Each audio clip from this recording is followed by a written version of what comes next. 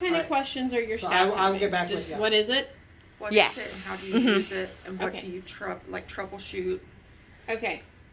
So this is your V60. This is what 90% of your BiPap patients are going to be on inpatient. If they have a home grade BiPap, that is theirs. We have a policy out on the use of personal medical equipment that if it is a home BiPap, a home CPAP, a home ventilator, we do not make any changes to it. We can come in and make sure that it plugs in, that it turns on, that there's, no nastiness going on with it. Other than that, it's on the patient to take care of. Or if it's a home ventilator, the patient has to have a caregiver come in and take care of it. But Okay. we do not. We are hands off. So for this, you're going to see BiPap and maybe CPAP. There's a couple more aggressive modes that we may use with it, but we'll just talk about basic BiPap for right now. Okay. So basic BiPap is on 2 pressure levels. You have an IPAP, which is right here, and an EPAP. IPAP is inspiratory positive airway pressure. EPAP is expiratory positive airway pressure, also synonymous with CPAP. So EPAP/CPAP is a pressure that holds the airways open. IPAP, when the patient takes a breath in, helps boost the size of the volume of the breath. So the size of the breath, it makes it bigger. Okay. So if you can think of a patient that you need to splint their airway, and you also need a little oomph behind their breath to improve gas exchange, this is an excellent mode. So off the top of my head, one patient population that comes to mind for BiPAP is your COPDers because they have very floppy airways. They can get air in, but because their airways are so floppy, they can't get it back out. So you use the EPAP to splint the airway to hold it open so it's not so floppy, and the IPAP helps flush all that wasted ventilation, that excess CO2 out. So that's why it's so successful with BiPAP patients. Any kind of hypoventilation patient, the short they're as wide as they are tall, chronic hypoventilation, oversedation, this is going to hold that airway open and help flush and improve ventilation. You can also give oxygen through it. I have it set to 21% right now just because we're not plugged into an oxygen source, but it goes all the way up to 100. And we set a backup rate in BiPAP. This is not a true rate. So right now, let me see if I can clear my alarms real quick. Say you're okay. Minute ventilation.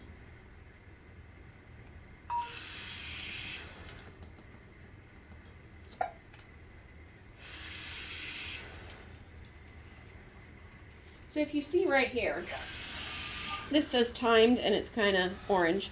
This is all machine generated breath. So if you had a totally apneic patient, which is not ideal for BiPAP, the machine's going to kick in and it's breathing 12 times a minute for that patient because we have 12 times a minute set in.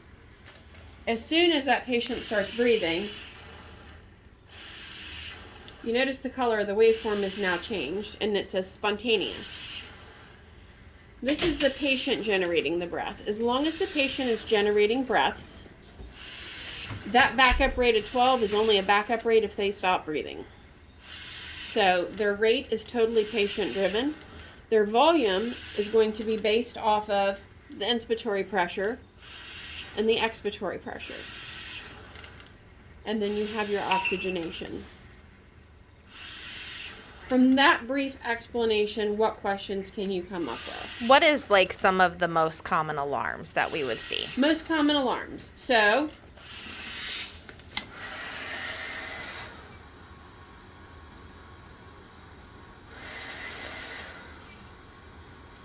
it takes it a minute. It's trying so hard.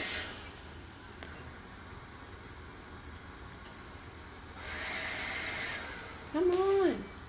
You should get a disconnect alarm. However, it's making a liar out of me. There you go. Proximal line disconnect, or just disconnect. You're going to start at the patient. You're going to look at the mask. Okay, are they disconnected at the mask? If so, just reconnect it. And as long as they start, they resume ventilation, no issue, it's fine. Another place it can become disconnected is right here. This little line can come off. It's going to give you the same alarm. Or if for some reason there's been some tugging and some pushing in your room, you can also become disconnected up here. So the second thing we should look at is that tube. Yes, look at the clear tubing, and then also look at your blue tubing to make sure you're plugged in everywhere. Okay.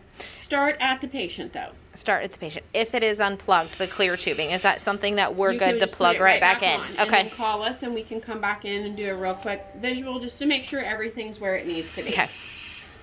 The other common thing you might get is high respiratory rate.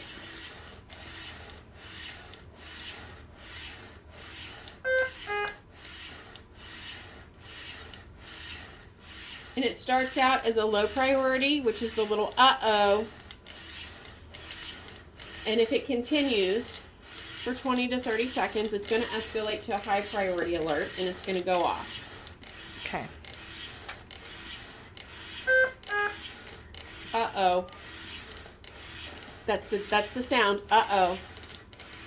It's kind of like our 840 ventilators. You have an uh-oh, and then if you ignore it, it gives the I'm still here, the beep, beep, beep, and then if it goes to high priority, it's get your butt in here. It's 5 little tones. But it's going to make a liar out of me and not go to high. But it will go to a high priority alarm. So disconnect, high respiratory rate. If you oversedate your patient and they stop breathing, you might get a low minute volume alarm, and it would show up as the little VE, low minute volume, or low tidal volume. I turned that off, but let me go put it back on real quick.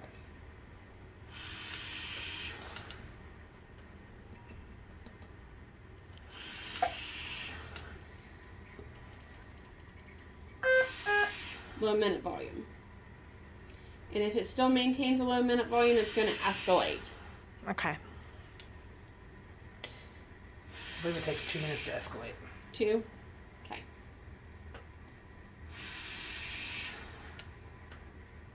Which is the longest 2 minutes of your life. There you go. Okay. When you're looking at the screen, this is the rate, the actual rate the patient's breathing. This is the tidal volume, or the size of the breath. This is how much volume in liters they're moving a minute. And then you get down here to patient leak. BiPap is not meant to be a perfect seal on the face. If you have a perfect seal, it means your mask is too tight.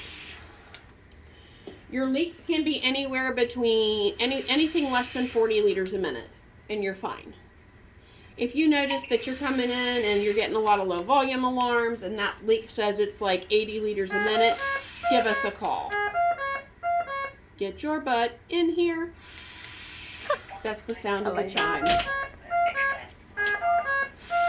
I'm always going to hear that now. Exactly. First time you hear it, it always resonates.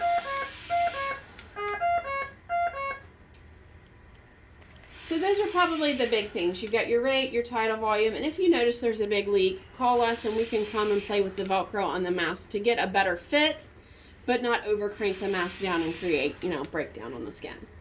So this is BiPap in general. If you had a patient that we were using this for CPAP solely, which is going to be few and far between, but if you did, it looks a little bit different. You only have one pressure level now. And you notice there's no wave because they're not breathing.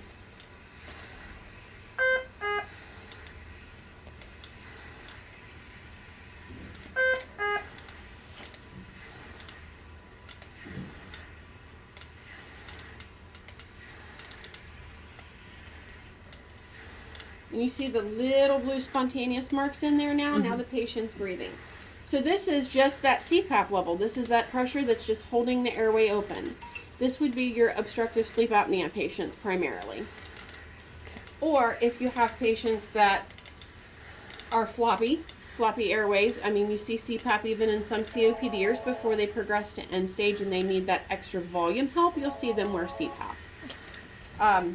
The difference between using CPAP on this versus CPAP on one of our home grade units is our home grade units, you can only bleed in up to 5 liters a minute. So if they need more than 5 liters in terms of oxygen, we have to put them on something bigger, just because when you bleed in more than 5 liters, it messes with the flows on the machine, and it just it's not comfortable. So greater than 5 liters, we put them on one of these to titrate FiO2 a little more precisely. And you're going to have the same type of alarms here. You know, you'll have a patient disconnect. There's your rate, there's your tidal volume, there's how much volume they're moving a minute, and there's your leak. Because I have a test lung on here, this is a perfect seal, so you have no leak.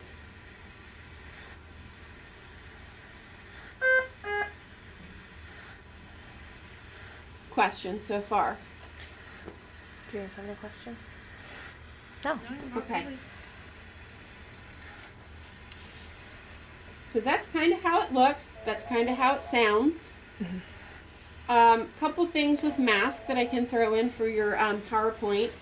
Our masks, we have 2 different types of masks. We have one that's meant for BiPap and one that's meant for BiPap on the ventilator. The difference is the elbow on the mask. If it's for a BiPap, it's a clear elbow. If it's for a ventilator, it's a blue elbow. We do a pretty good job of taking care of that.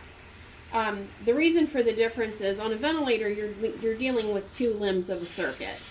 So on the ventilator, the machine pushes to the patient, and then the patient breathes, and it goes back to the machine, and it registers volume.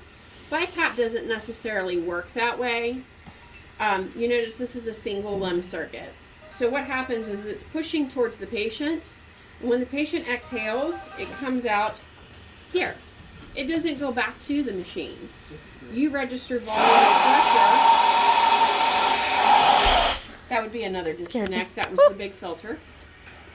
This pressure line is what's registering your volume, your pressure, and things like that. So when it says disconnect, that's why everything blanks out and you don't get a reading.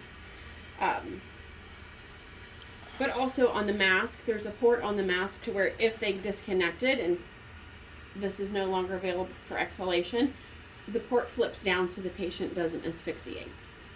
Okay. Or it flips, yeah. And it opens up the exhalation valves on the mask. Okay. So I'll take some good pictures of mask fitting for you too. Thank you. You're welcome. Anything else you can think of on this? I think that's it. I feel like this has been incredibly helpful. Okay. Yeah.